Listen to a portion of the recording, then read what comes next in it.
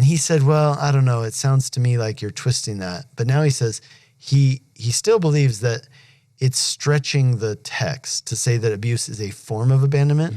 But here's what he says now, where he says that he does believe abuse is grounds for divorce. And here's why. He says that if this phrase, in such cases, in Greek, he said this is the only place it's used in the Bible. But if you look at other Greek literature from the time of the Bible, the phrase is used. And here's the question. Does he mean only in cases of abandonment, or does he mean in cases like abandonment?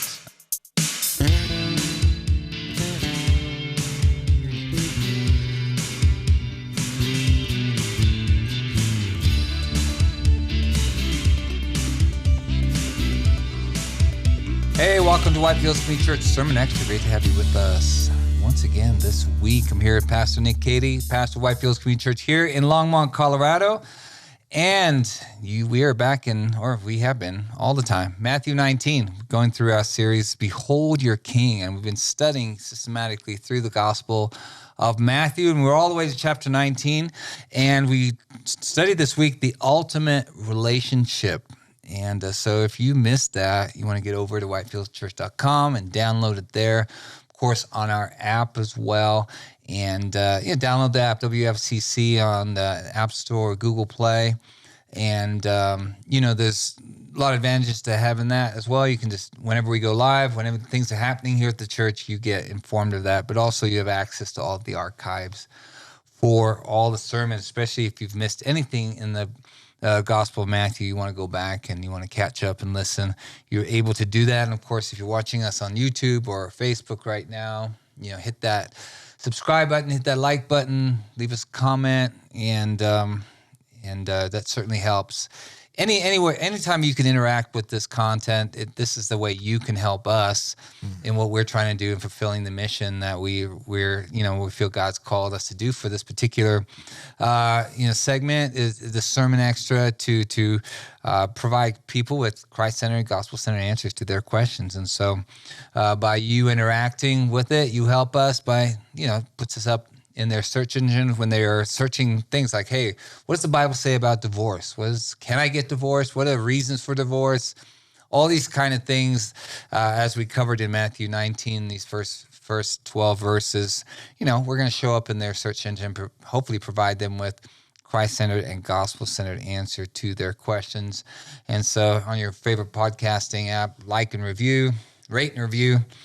And that's the way you can help us out. So do that. We love that. Thank you. And so getting to this, this is a difficult subject here that Jesus was talking about. Again, we have Jesus cornered by the Pharisees, kind of backed into a corner, or at least they thought they were backing him into the corner. And Jesus they want to talk about divorce. Jesus says, I want to talk about the value of marriage, and that's kind of what you covered on Sunday, and a lot of different things, covered, you were able to cover people that are married, people that have been divorced, people that are single, kind of every phase of life. I think you covered that well on Sunday. Somebody actually come up to you on Sunday and said it's the best sermon they ever heard on divorce and eunuchs before. Yeah. So that's a good compliment. Yeah. You covered all the bases there, but we did want to kind of dial in, maybe look at the idea of divorce a little bit, because it is something that's prevalent in our society. It is something, sadly, that is still, it's an issue in the church. And so we kind of want to talk about that. Jesus, they said, well, what are the reasons for divorce? Can a man give, a letter of divorce for any reason? And so Jesus particularly says that if only that Moses provided a way out through adultery. And that was kind of the one reason. But does the Bible talk about any other reasons for why someone might get divorced? Yeah, so there is the reason that we have there from Jesus saying, well, again, what's important to remember about that passage when Jesus says, if anyone divorces his wife and marries another apart for any other reason other than sexual immorality, they've committed adultery. Well, remember what he's doing there specifically. He's interpreting Deuteronomy chapter 24, verse 1, and specifically, what does the word indecency mean? And he's saying indecency means sexual immorality. Now, to be clear, Sexual immorality, the word in Greek, it's the word porneia. It's kind of a broader term than even the word adultery, right? Adultery specifically means that one spouse has cheated on the other spouse physically with somebody else. But sexual immorality can be any kind of sexual impropriety or sin which violates the union between husband and wife. And so we could talk about what that means, but it could be like in a case where, let's say, somebody doesn't technically have sexual intercourse with somebody else, but they almost do, or they do other things. Has that violated that intimacy and that union that they are supposed to have with their spouse? Maybe the answer is yes. Maybe it's a sexual impropriety or sin that didn't technically result in sex. Well, that still fits under the category of porneia. So there's that, right? Sexual immorality is the reason Jesus gives. But then in 1 Corinthians chapter 7, and I alluded to this, but I didn't directly quote it on Sunday, but Paul the Apostle, he's talking about different stages of life. He's talking about what if you're a believer and you're married to an unbeliever? What if you are married and your spouse abandons you? What should you do? Which interestingly is more than likely, that is the case that happened to Paul the Apostle himself when he became a Christian. It seems that he was probably married and then his wife abandoned him and he became single, or as we might say, bachelor till the rapture, right? So yeah, he became single and he said that he wasn't pursuing marriage for the rest of his life, and he didn't. Even though he himself says, if your spouse abandons you, then you are free, meaning you're free from that prior bond of marriage and you're free to remarry. Now, what's interesting in 1 Corinthians chapter 7, so we say, okay, we've got two, sexual immorality and abandonment. Okay, but then, and this is where it comes to a matter of debate, is in 1 Corinthians chapter 7, verse 15. Here's the key verse. It says, but if the unbelieving partner separates, let it be so. In such cases, that's a key term, in such cases, the brother or sister is not enslaved or bound. God has called you to peace. So here's the really interesting question. There's a man named Wayne Grudem, famous, maybe some of our listeners have heard of him, theologian, and he wrote a systematic theology, which is kind of one-volume systematic theology, very good one, and it's even on some podcast platforms. You can hear audio versions of it. I recommend it. So Wayne Grudem, for many years, said the Bible only gives 2 reasons for divorce. And then just a few years ago at a large evangelical theological conference, he gave a presentation where he says that he actually believes now that abuse also qualifies as grounds for divorce. And I've read his notes on it. And basically, here's what it comes down to. It's that phrase, in such cases. So in the past, people tried to make the argument that abuse is a form of abandonment. And he said, well, I don't know, it sounds to me like you're twisting that. But now he says he still believes that it's stretching the text to say that abuse is a form of abandonment. Mm. But here's what he says now, where he says that he does believe abuse is grounds for divorce. And here's why. He says that if this phrase, in such cases, in Greek, he said this is the only place it's used in the Bible. But if you look at other Greek literature from the time of the Bible, the phrase is used. And here's the question. Does he mean only in cases of abandonment, or does he mean in cases like abandonment, but maybe slightly different than abandonment? So for example, it would refer to something that has taken place that is so catastrophic that it destroys the marriage and there's no coming back from it. Or at least, we talked about on Sunday, the ideal is forgiveness, reconciliation, restoration. But perhaps it has damaged the bond between husband and wife to the same degree as sexual immorality or as abandonment. So to be honest, I'm not really sure where I stand with that. I definitely would not recommend a person who's being abused. And we deal with this. I mean, this comes to our attention on occasion where somebody says that they're being physically abused or otherwise abused, and they come to us, we would never encourage someone to stay in an abusive relationship. The first thing we would do is recommend separation, and then we would do counseling, pastoral counseling, biblical counseling. And then what's difficult in our society, in our situation, is that let's say there is somebody who's physically abusive. Yeah, if you stay married to them, even if you're separated, you can get legal separation, but you can also go so far as to get, where restraining orders, things like that. So there are legal things you can put in place.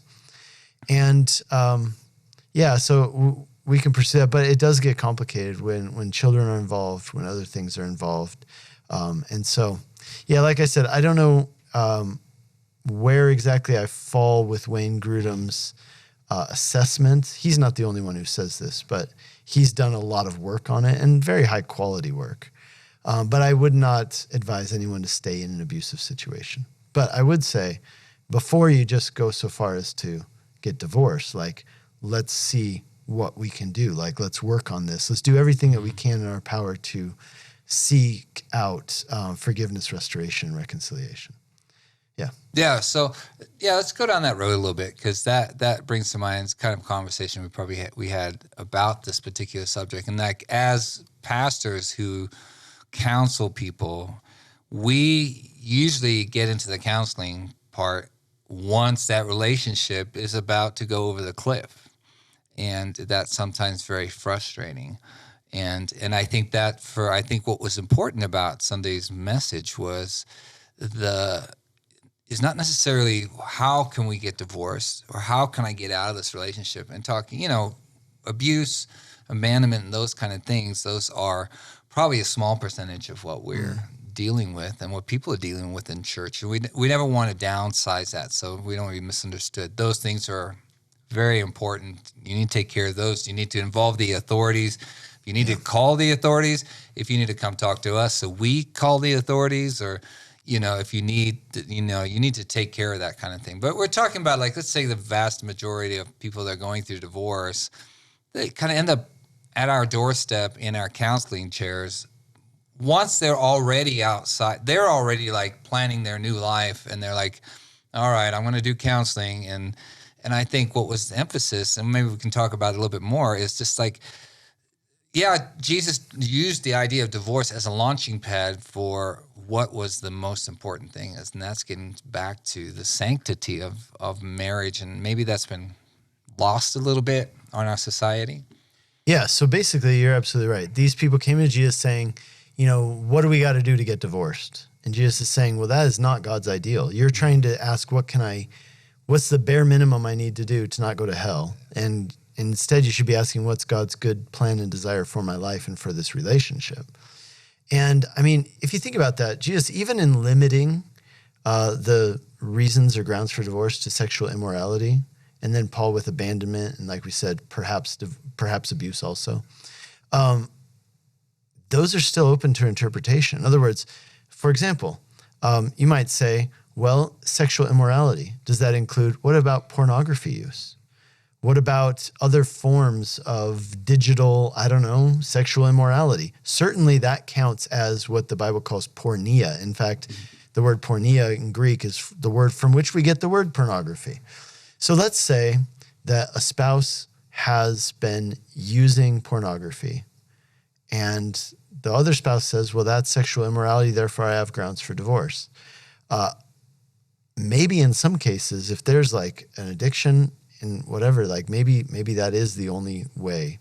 But I would say in the vast majority of cases, it's exactly what you're saying. Like, the counsel is not, do I have an excuse to get divorced? Or do I have grounds for divorce? The counsel is, how can we help you to seek out forgiveness, reconciliation, and restoration, both for the person who's in sin to repent of their sin, to stop doing that action, and for you to forgive and for there to be restoration. It's hard and it's messy and it's difficult, but this is part of what it means to get to, image God or reflect who God is and how he loves.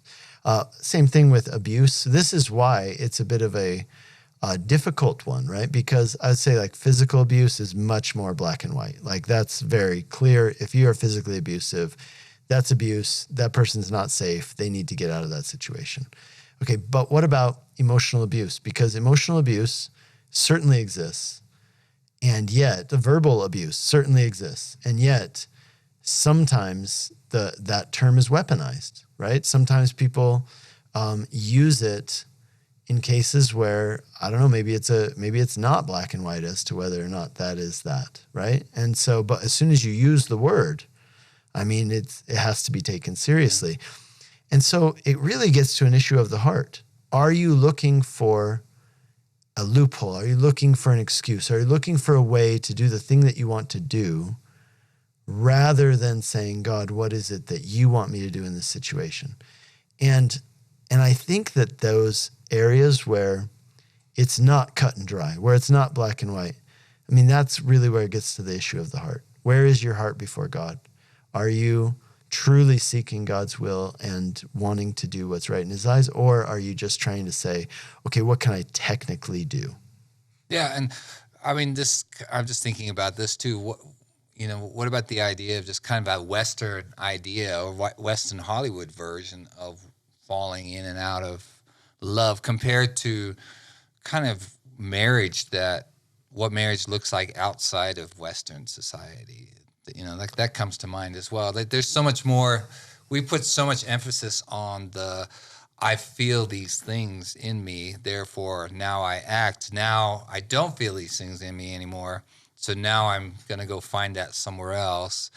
And so that you're talking about vows till death do us part. And basically that's similar kind of what Jesus is talking about. Your wife cooked you a bad meal. Now she's out, and kind of. That very much seems to be imitating our modern Western culture in many ways, no? Yeah, exactly. There's nothing new under the sun. What we're doing these days isn't really that far off from where they were back then, which helps us to see the Bible's incredibly relevant to where we're at today. Yeah, but you're right. Well, that type of culture is described by sociologists. They call it expressive individualism. That's how they define like Western culture and how we think about ourselves. That we're individuals and we express it, right? And so part of that is, that kind of like I'm in this for myself and I'm alone. I got to stick up for number one and things like that.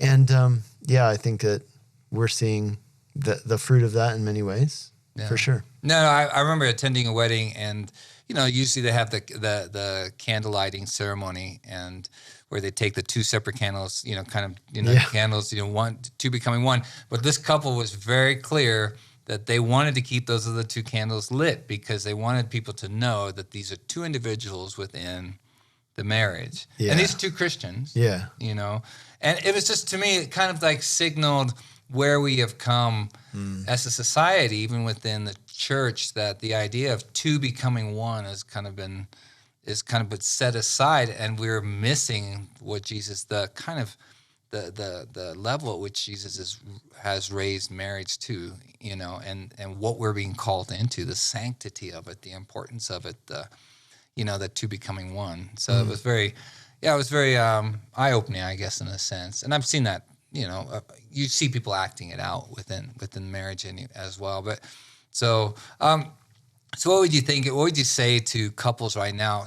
I bring this up because one of our staff pastors was talking about when he was going to come on staff here, that before he came on staff, him and his wife decided to go to marriage counseling to see if, realizing that becoming part of a church staff was going to be difficult. There's other stresses, and they just wanted to. It was a kind of a health check, and I thought that's it's very. I remember Michael Card saying that way back. I remember listening. He's a famous musician and wrote El Shaddai way back. I'm dating myself, and wrote a lot of books. He's kind of a theologian that happens to be a musician, but he would say that him and his wife would go to regular counseling for the idea of just to keep like a health check.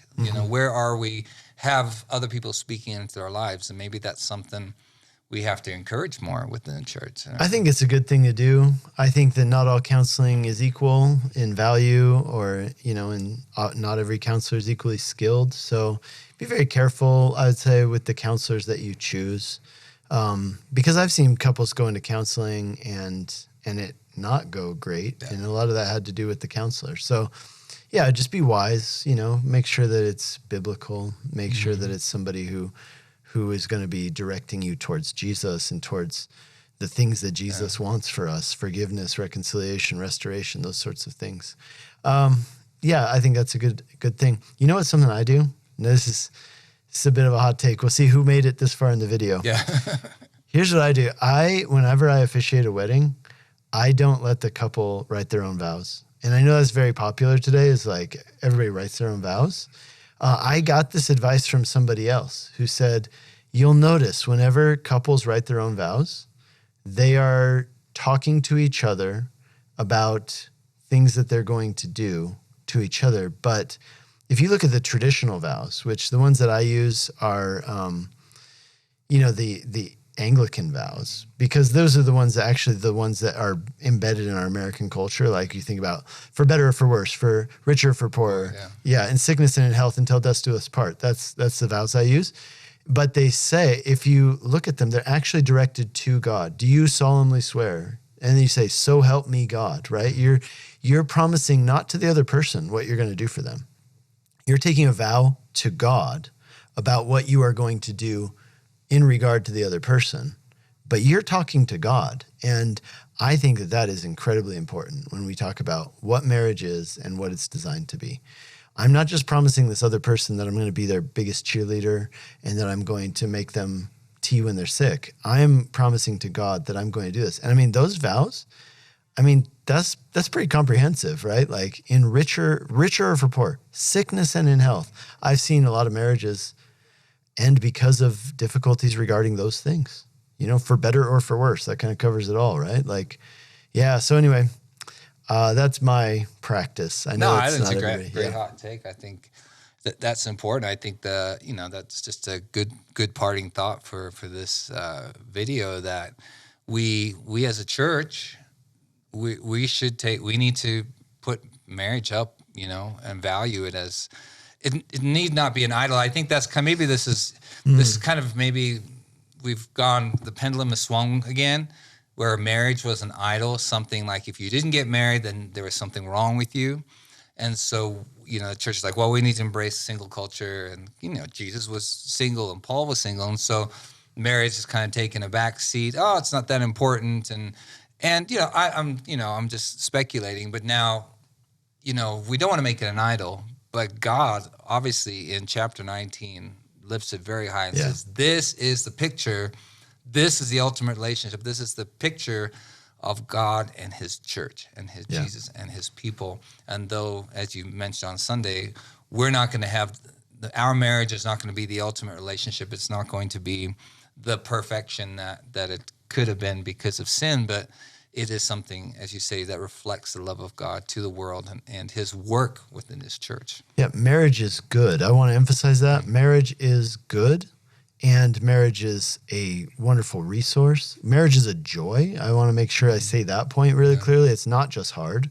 It comes with many joys, but it's not the ultimate relationship. It's a picture of the ultimate relationship. And I think that we need to have those two things in balance. So, yeah. Yeah, no, it's a great way to end this. So important. And just, get back, read chapter 19 again, and just see just where Jesus they're asking about divorce, and Jesus says, well, let me tell you about marriage. And I think that's the conversation the conversation always come back to that. What is marriage, and how has God elevated marriage in the lives of the church, and what does it look like, and what is it supposed to look like? And so, I'm glad you were with us this far. We talked about a bunch of different things. I'm sure you have your opinions on all of this. Let us know. We'd love to interact with you, and so send those in, write those in, and we'll see you again next week. Bye-bye.